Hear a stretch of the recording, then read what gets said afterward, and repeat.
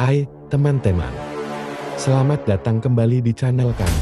Di video kali ini, kita akan bahas bagaimana memahami dan mengelola emosi bisa membantu kita jadi lebih rasional dalam hidup. Yuk, simak.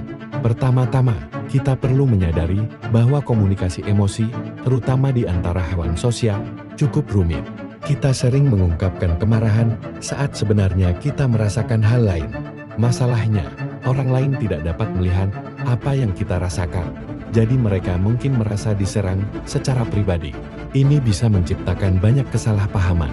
Hewan tidak memiliki beban untuk menerjemahkan emosi ke dalam bahasa yang rumit. Jadi mereka lebih mudah berfungsi. Kita, di sisi lain, sering terjebak dalam konflik internal karena pemisahan antara emosi dan pikiran kita. Banyak orang berpikir bahwa kemajuan intelektual dan teknologi telah menjinakkan emosi kita. Padahal, ini hanya ilusi. Teknologi tidak mengubah kita, ia hanya mengubah cara kita merasakan dan bereaksi. Media baru memungkinkan politisi dan pengiklan memainkan emosi kita dengan cara yang lebih halus dan canggih. Dengan media sosial yang selalu hadir, kita jadi lebih rentan terhadap dampak emosional yang viral. Kita kehilangan ruang untuk berpikir dan merenung, terjebak dalam drama emosional yang tidak perlu. Rasionalitas dan irasionalitas bisa sangat membingungkan. Orang sering menyebut orang yang tidak setuju dengan mereka sebagai tidak rasional. Kita butuh cara sederhana untuk membedakan keduanya. Kita semua merasakan emosi, dan emosi itu berpengaruh besar terhadap pikiran kita. Tentu saja, kita tidak bisa mengabaikan perasaan dalam proses berpikir kita. Namun, orang yang rasional sadar akan pengaruh ini dan berusaha untuk mengurangi dampak emosi dalam keputusan mereka. Sedangkan orang yang tidak rasional cenderung bertindak impulsif tanpa mempertimbangkan konsekuensinya. Ketika kita melihat keputusan dan tindakan orang, kita dapat melihat perbedaan nyata. Orang rasional mampu menyelesaikan proyek, bekerja efektif dengan tim, dan mencapai tujuan jangka panjang. Di sisi lain, orang yang tidak rasional seringkali terjebak dalam pola negatif konflik yang berulang, impian yang tidak terwujud, dan kemarahan yang tidak terkelola.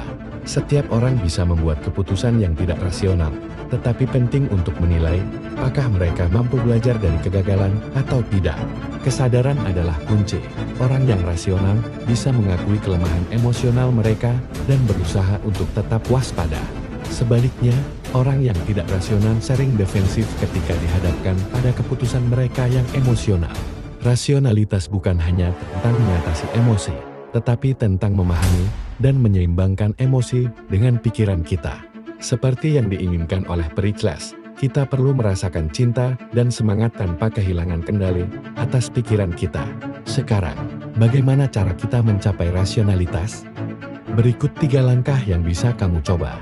Sadari irasionalitas tingkat rendah, kenali suasana hati dan perasaan yang mempengaruhi keputusanmu. Ini bisa membantumu mengurangi bias dalam berpikir. Pahami irasionalitas tingkat tinggi. Ketika emosi seperti marah atau cemas meluap, kita cenderung bereaksi berlebihan. Kenali tanda-tanda ini agar bisa menarik diri sebelum berbuat sesuatu yang disesali. Terapkan strategi dan latihan.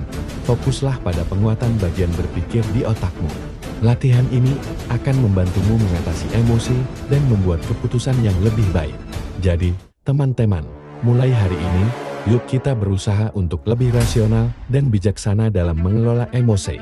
Jangan lupa like, subscribe, dan bagikan video ini jika kamu merasa terinspirasi. Sampai jumpa di video selanjutnya, dan ingat, pengelolaan emosi adalah kunci untuk hidup yang lebih baik.